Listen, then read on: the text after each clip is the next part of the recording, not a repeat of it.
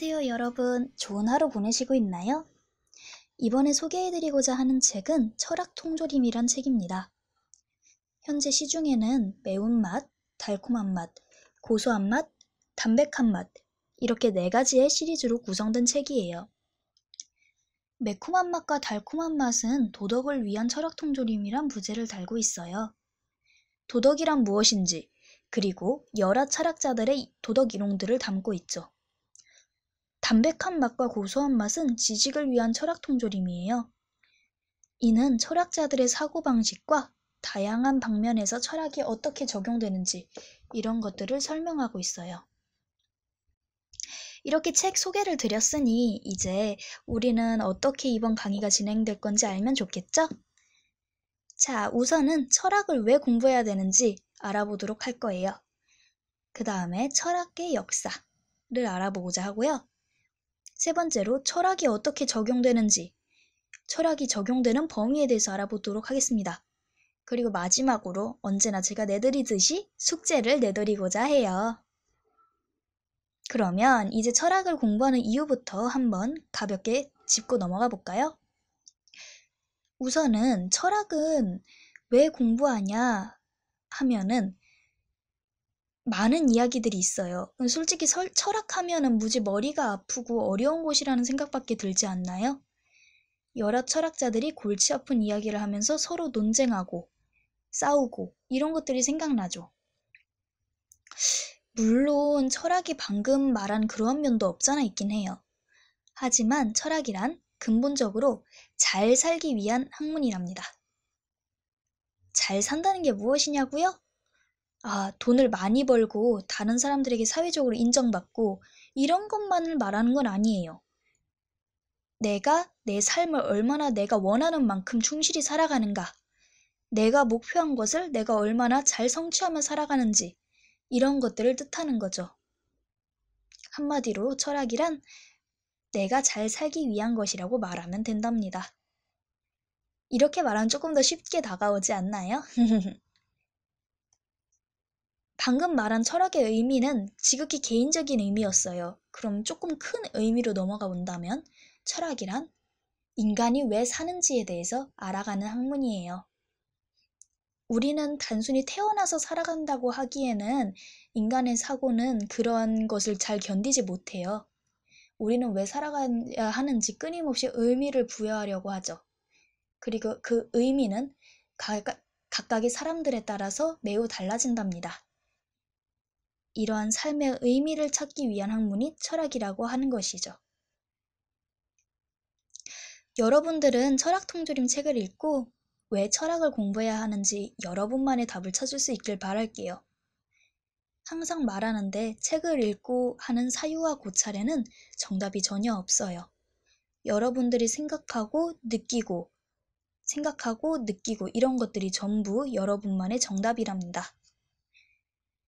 이렇게 책을 즐겁게 읽기 위해서는 방금 말한 것처럼 공부하는 이유나 이런 것들을 생각하면 훨씬 더 쉬워져요. 목적의식을 갖고 있다면 정말 책이 즐겁게 읽힐 때가 많거든요. 그렇다면 이제 철학의 역사에 대해서 알아보도록 할까요? 여러분들이 가장 좋아하는 철학자는 누구예요? 저는 알베르 까뮈를 가장 좋아한답니다. 이 이유에 대해선 조금 이따가 설명을 드리고자 할게요.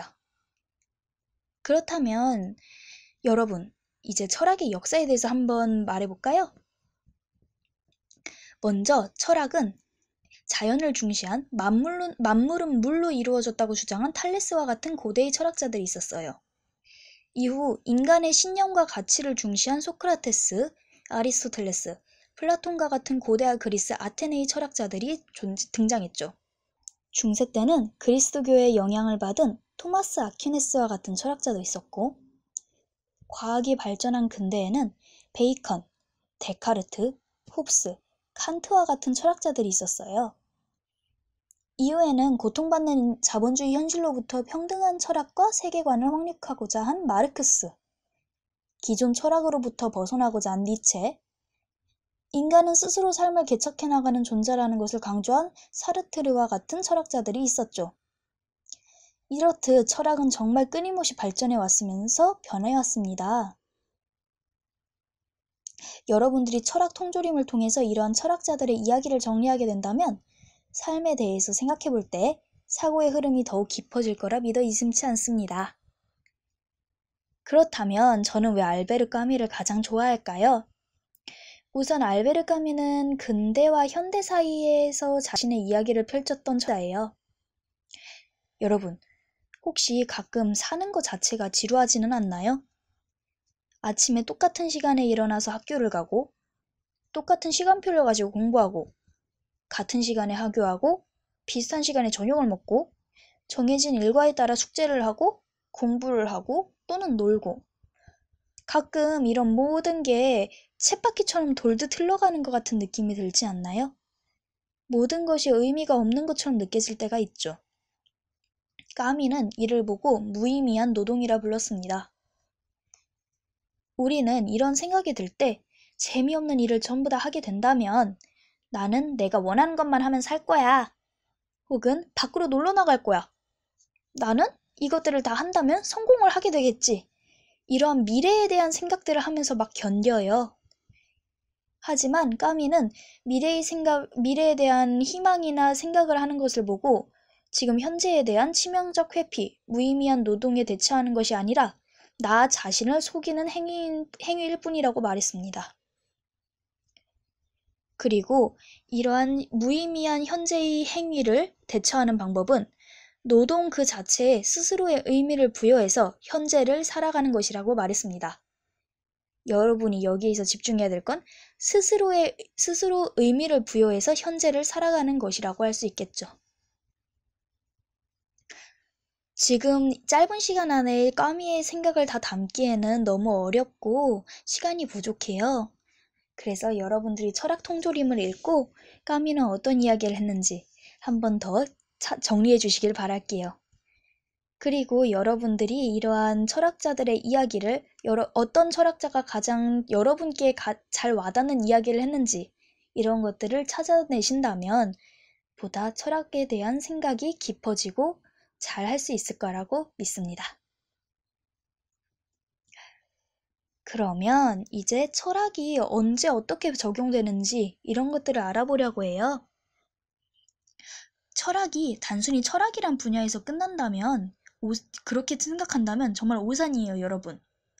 철학이란 무엇이라 했죠? 인생과 세계를 연구하는 것, 인간이 왜 살아가는지를 생각하는 것, 우린 앞으로 어떻게 살아갈지를 생각하는 것, 이 모든 것이라고 했습니다. 그렇다면 인생과 세계를 담은 이야기라면 전부 철학이 담겨 있는 거예요. 문학 작품 다들 읽으시죠? 소설이나 시나 이런 것들. 이 모든 것들에도 다 작가의 철학과 생각이 담겨 있죠. 드라마나 영화도 마찬가지예요. 각본과 감독의 철학이 전부 잠겨 있어요. 디자인 등과 같은 예술 작품에도 그렇고요. 그냥 삶을 살아가는 모든 사람들이 겪고 보고 표현하는 것, 이 모든 것이 철학이라고 보시면 됩니다. 이렇게 생각하니까 철학이 막 어려운 것은 아니란 생각이 들지 않나요? 그렇다면 제가 가장 인상 깊었던 예술과 그것의 철학을 엮어서 이야기를 해보고 싶어요. 혹시 여러분 이케아 아시나요? 심플하고 실용성 있고 그런 간편한 디자인으로 많은 사랑을 받고 있죠. 저도 이케아 디자인을 정말 좋아해요. 심지어 싸기도 해요. 이러한 이케아 디자인을 북유럽풍 디자인 혹은 스칸디나비아 디자인이라고 부른답니다. 스칸디나비아 디자인은 핀란드, 스웨덴, 노르웨이, 덴마크 등의 나라들을 모아 스칸디나비아 반도라고 부르는 곳에서 따온 건데요. 춥고 낮 시간이 짧은 이러한 나라들은 실내 활동이 많을 수밖에 없어요. 그리고 이 국가들은 국민들의 복지와 삶의 질 향상에 많은 의미를 두고 정부에서 이를 위해서 정말 많은 정책들을 펼치고 있어요.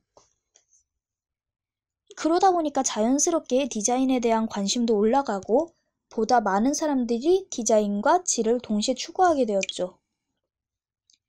이러한 배경으로 스칸디나비 디자인은 기능적이고 실용적이고 모두가 평등하고 보편적으로 가능한 민주적인 디자인, 그리고 자연 친화적인 디자인을 만들 수 있게 되었습니다.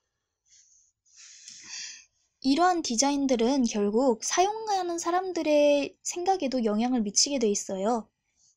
즉, 디자인의 철학이 다른 그것을 사용하는 사람들에게 영향을 미치는 것이라고 할 수 있죠.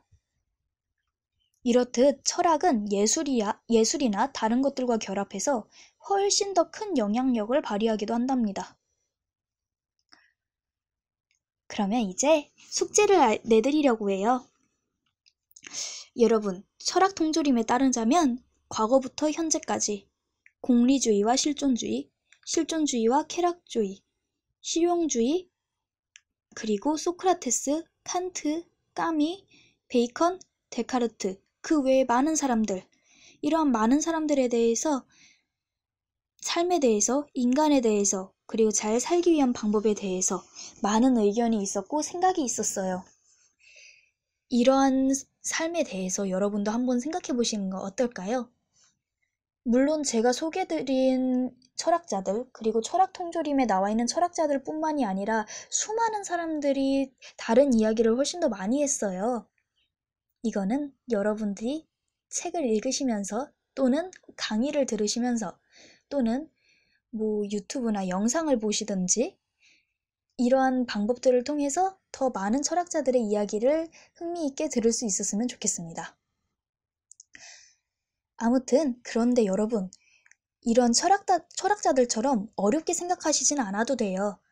그저 여러 철학자들의 주장을 읽고 여러분들에게 가장 와닿는 것을 생각하고 여러 철학자들의 의견을 한번 합쳐보고 마음에 안 드는 어떤 의견은 버려도 보면서 여러분들에게 알맞는 것을 여러분이 개척해보세요. 여러분만의 철학은 여러분의 삶을 위한 무기랍니다. 무기를 갖추면 맨몸으로 살아가는 것보다도 훨씬 더 잘 살아갈 수 있겠죠. 철학을 통해 생각을 확장하고 세계를 넓혀나갈 수 있는 거예요. 그러면 이제 숙제를 진짜 내드릴게요. 먼저 첫 번째, 여러분들이 좋아하는 예술작품, 예를 들어서 문학이든 그림이든 디자인이든 음악이든 만화든 전문서적이든 영화든 그 모든 것들 중에 하나를 가지고 그것을 통한 작가의 철학과 세계관을 한번 생각해 보세요.